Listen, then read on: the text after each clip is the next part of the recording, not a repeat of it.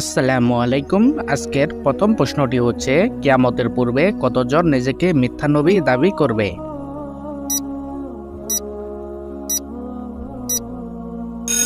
সঠিক উত্তরটি হচ্ছে ৩০ জন। কিয়ামত এর অর্থ কি?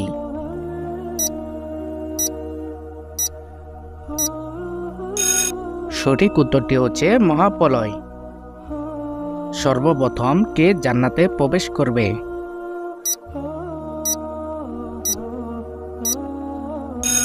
সঠিক উত্তরটি হচ্ছে আমাদের প্রিয় নবী হযরত মুহাম্মদ সাল্লাল্লাহু আলাইহি ওয়াসাল্লাম। ফরজ সালাদের পর সবচেয়ে গুরুত্বপূর্ণ সালাত কোনটি?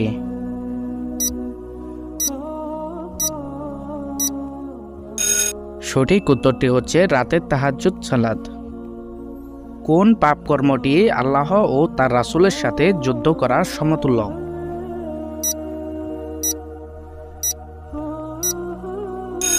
সঠিক উত্তরটি হচ্ছে সুদ। ভিডিওর এই পর্যায়ে আপনাদের কাছে একটি রিকোয়েস্ট থাকবে, আমাদের এই চ্যানেলে নতুন হলে অবশ্যই সাবস্ক্রাইব করে রাখবেন।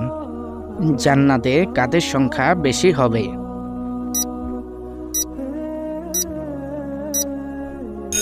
সঠিক উত্তরটি হচ্ছে গরিবদের। বিদআত কাকে বলে?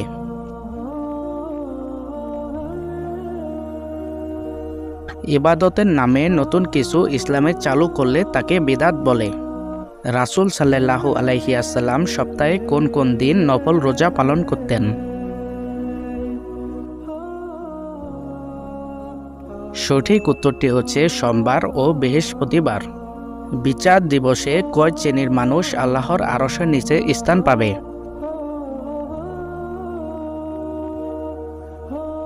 সঠিক উত্তরটি হচ্ছে ৭ শ্রেণীর মানুষ। অন্তরের মত বলা হয় কোন জিনিসকে?